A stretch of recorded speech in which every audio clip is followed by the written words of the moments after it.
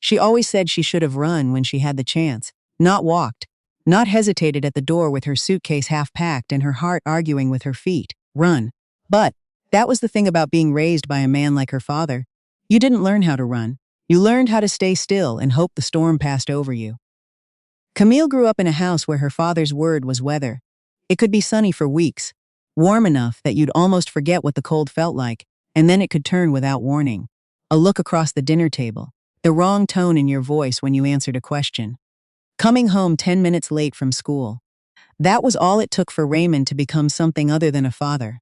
Her mother, Elaine, had learned to read the signs earlier than anyone. She'd go quiet first, a particular kind of quiet, like she was folding herself small enough to disappear. She'd find reasons to be in the kitchen. She'd stop making eye contact with Camille, because if she did, she might give something away, and giving something away was dangerous. Camille learned the language of that house the way children learn any language. By watching, absorbing, surviving. She was 23 when she told Raymond she'd been accepted into a nursing program 2 states away. She'd rehearsed it for weeks. She'd chosen a Sunday morning, when he was usually in a better mood, when the light came through the kitchen window at that angle that softened everything. She'd made his coffee. She'd waited until Elaine left the room, and she'd said it plainly, the way she'd practiced. "Dad, I want to go. I've been accepted. I want to be a nurse." Raymond set his coffee mug down slowly. He didn't look at her. He looked at the table, at the grain of the wood, like he was deciding something. Then he said, "You're not going anywhere." She'd expected resistance. She hadn't expected the flatness of it, how certain it was. Not "we can't afford it" or "it's too far," just a door closing, a wall appearing where there hadn't been one before. "Dad, I said no." She'd made the mistake of pushing. She knew even as the words were leaving her mouth that it was a mistake, but something in her, some small, stubborn thing that hadn't been beaten down yet, refused to let it go. "It's my life," she said. "I worked for this." She didn't see his hand move. She heard it more than felt it at first, a sharp crack, her face turning sideways before her brain had registered what happened. Her palm flew up to her cheek. The kitchen was very quiet. Somewhere outside, a car passed on the street. Elaine appeared in the doorway. She looked at Camille. She looked at Raymond. She turned around and went back into the other room. That silence was worse than the slap. Camille stood there with her hand on her face, and for one long second she felt something inside her shift. Not break exactly, but rearrange itself. Like furniture being moved in a room while you're not looking, and suddenly nothing is where you expect it to be. She didn't leave that day. She didn't leave that month. That was the part she could never explain to people later, the part that made them frown and ask, "Why didn't you just go?"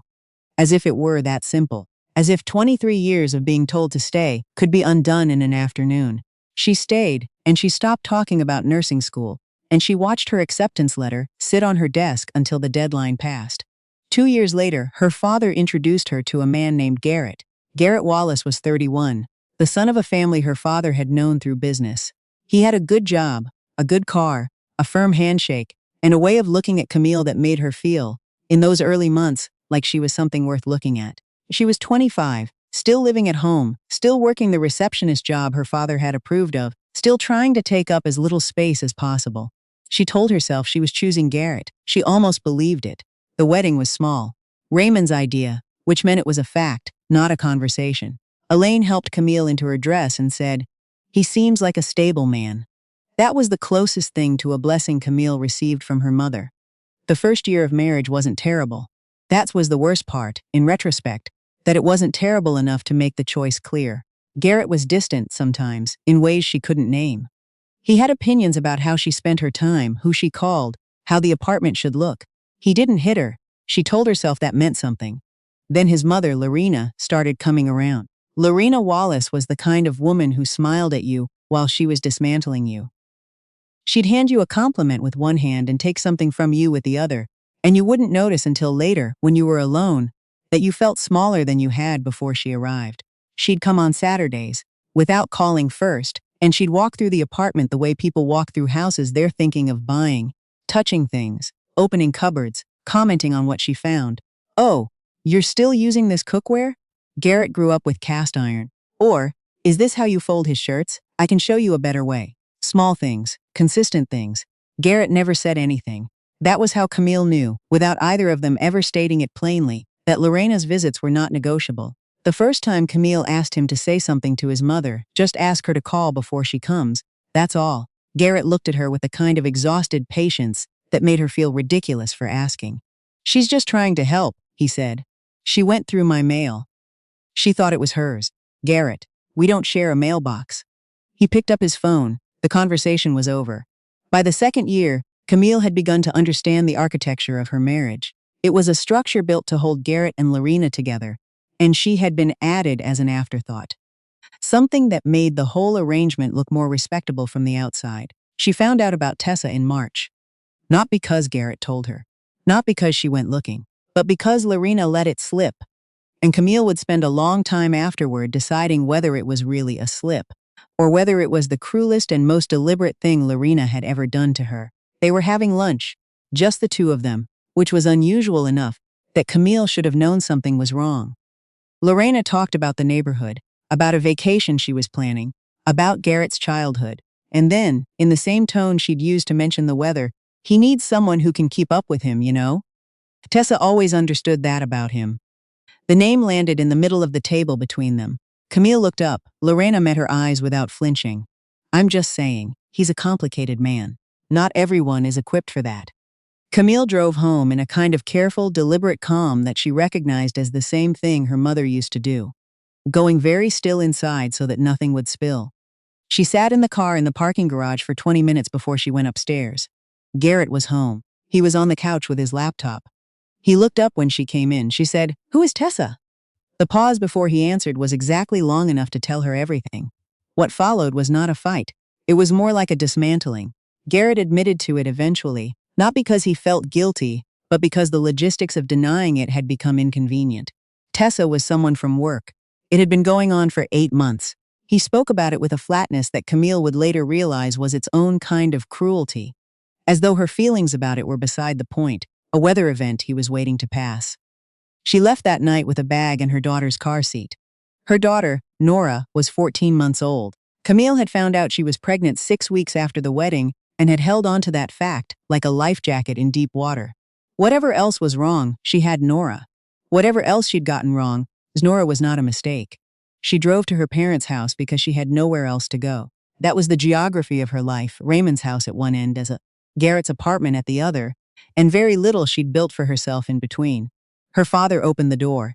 He looked at the bag on her shoulder and the baby on her hip, and something moved across his face. Not sympathy, exactly, but calculation. "You walked out?" he said. "He was cheating on me, Dad. You don't know the full picture." She stood on the porch in the cold with Nora on her hip and looked at the man who had raised her and understood, in a way she hadn't quite understood before, that he was not going to be on her side. He had never been on her side. She had simply been too close to see it clearly. "I need a place to stay," she said, "just for a little while." He stepped back and let her in. That was what passed for generosity in that house. The next 4 weeks were a particular kind of quiet misery. Raymond made comments about women who couldn't make marriages work. Elaine brought her soup and said nothing of consequence. Lorena called twice, and both times, Camille let it go to voicemail. The second message said, "Garrett is whistling to work things out. Don't do something you'll regret." She lay in her childhood bed at night with Nora sleeping in the portable crib beside her, and she thought about what she had. A bag of clothes, a baby, a receptionist's salary, parents who were shelter in the way a bus stop was shelter, technically a roof over your head, but not meant for staying. She started looking for apartments on her phone after her parents went to sleep. She started looking at nursing programs again, online ones, evening ones, the kind you could do while working and raising a child if you were willing to be tired for a very long time. She was willing. The morning everything changed started ordinarily enough. Camille was in the kitchen, Nora in the high chair, oatmeal going on the stove. Raymond came in and poured his coffee and said, without looking at her, "Garrett called me." She kept stirring. "He wants to try again. I told him I thought that was the right thing." She turned around. "You told him. You have a child, Camille. You need to think about what kind of life you're giving her." "I am thinking about that. You think a single mother in a studio apartment." "Dad," her voice was very even. She had practiced this, somewhere in the back of her mind, for longer than she realized. "What he did, men make mistakes. He's been with someone else for 8 months. And you don't have any part in why that happened." The kitchen went quiet. The oatmeal bubbled. Nora banged her spoon against the tray. Camille looked at her father. She thought about the nursing school letter sitting on her desk until the deadline passed. She thought about Elaine going quiet in the doorway. She thought about 14 months of Lorena in her cupboards and Garrett's flat, patient tone when she asked for things that were reasonable to ask for. She thought about Nora. "We're leaving," she said. "Excuse me." "We're leaving, Dad. Today." She turned back to the stove and took the oatmeal off the heat. Her hands were steady. She hadn't expected them to be steady, but they were. "Not back to Garrett. I'm getting our own place. I'll figure it out." "You're being dramatic." "Maybe." She spooned oatmeal into Nora's bowl. "But it's my drama. It belongs to me." She didn't look at him again after that. She carried Nora upstairs. She packed the rest of her things. Elaine stood in the hallway and watched, and for a moment Camille thought she might say something. Something real. Something that acknowledged what they both knew had always been true about this house, and this man, and this particular silence they'd both lived inside. Elaine said, "Be careful out there." It wasn't enough. It was also all Camille had. The apartment she found was small, and on the 4th floor of a building that smelled like old carpet. The elevator was unreliable. The neighbors on one side had loud opinions at midnight. It was hers. She signed the lease on a Thursday afternoon with Nora on her lap, and when the property manager handed her the keys, she held them in her palm for a moment and felt something she hadn't felt in so long she almost didn't recognize it. She enrolled in an online nursing program 6 weeks later. She rearranged her work hours and asked her supervisor, a woman named Carol who had, at various points, given Camille more grace than anyone else in her life, if she could shift to 7 to 3. Carol said yes. She didn't ask anyone's permission. She noted the absence of asking, the way you'd notice the absence of a sound you'd gotten too used to. Garrett filed for divorce in May. The papers came to her apartment, to the address she'd chosen, and she signed them at her kitchen table, with Nora asleep in the next room, and felt mostly relief. And a small, low grief for the version of herself that had believed, for a little while, that it might be something else. The custody arrangement gave her primary custody. Garrett was supposed to have Nora every other weekend. In the first 3 months, he exercised that right twice. She didn't let herself be surprised by this. She also didn't let herself be destroyed by it, the way Nora would ask. Sometimes, when Garrett was supposed to pick her up and then didn't, "Where's Daddy?" And the way Camille would keep her face very calm and say he got busy. "Honey, but he loves you." And then she'd go run a bath and let the water get a little too loud for Nora to hear anything else. She passed her first nursing module in September with a score she hadn't expected. She took Nora to the park to celebrate and pushed her on the swings for a very long time, and it was an ordinary afternoon and nobody gave her anything, and she didn't need them to. That winter, her mother called. Not about Raymond, not about Garrett, just a call. Elaine's voice on the phone was smaller than Camille remembered. Or maybe Camille was just listening differently now. Not waiting for the quiet that meant a storm was coming. Not reading the weather, just listening. "I've been thinking about you," Elaine said. "I've been thinking about you too, Mom. Is Nora?" "She's good. She's really good." Camille looked over at her daughter, who was building something very serious out of wooden blocks on the living room floor. "She's getting so tall." The silence that fell after that was different from the ones Camille had grown up inside. It wasn't the silence of someone making themselves small. It was just two women on the phone who had a lot of history between them and weren't sure yet what to do with all of it. "Mom," Camille said, "you should come see her sometime if you want." Elaine was quiet for a moment. Then, "I'd like that." It wasn't a reconciliation. It wasn't an apology. It was a door opened 1 inch, and Camille decided that was enough to start with. She met Declan at the hospital, where she was doing her practicum rotation in the spring. He wasn't a doctor. He was an orderly and then a nursing student, and he had a habit of knowing where things were when you needed them, and a way of being in a room that didn't demand anything from you. She noticed that first, how he didn't demand things, how he could stand next to you in a crisis and be useful, and then step back without needing you to acknowledge him. She didn't trust it, not at first. She'd been trained, in ways both deliberate and not, to find the version of the story that ended badly. She'd look at something good and wait for the thing underneath it. But Declan was patient in the way that certain people are patient, not because they're waiting for you to catch up, but because they genuinely have nowhere more important to be. He asked about Nora on their third conversation, without Camille having brought her up, which meant he had been listening on the second. He showed up to study group with the right notes and went home at a reasonable hour. He told her, on what she supposed was their first real date, coffee on a Tuesday afternoon, both of them in scrubs, Nora at daycare, that he'd been married before, that it had ended badly, and that it had been his fault in ways he'd spent real time understanding. He said this without drama and without performing shame. He just said it, like he thought she should have the information. She said, "I've been married before too." He said, "I know. You mentioned Nora's dad. It wasn't good." "No," he said. "It didn't sound like it." They sat with that for a moment. "I'm not in a hurry," he said. "I'm not going anywhere." She looked at him across the table. This man she'd known for a few weeks. This man who didn't demand things. And she thought, either this is what it looks like or I'll figure out the difference fast enough. She was right to trust herself. That was the thing she kept coming back to. Later. She had learned over the long, slow years of Raymond's house and Garrett's apartment and all those silences to stop trusting herself. And then, in the smaller apartment on the fourth floor with the unreliable elevator, she had started again. Declan and Nora met for the first time at the park on a Saturday in April, and Nora, who had her mother's particular way of assessing people, stared at him for a long time and then handed him a rock. He took it seriously. He turned it over in his hands and said it was a good one, and that he would keep it, and he put it in his jacket pocket. Camille watched this from the bench and felt something settle in her chest. Not the dramatic, breathless thing she'd been told love was supposed to feel like. Something quieter than that. Something with weight. Raymond called in June. He didn't apologize.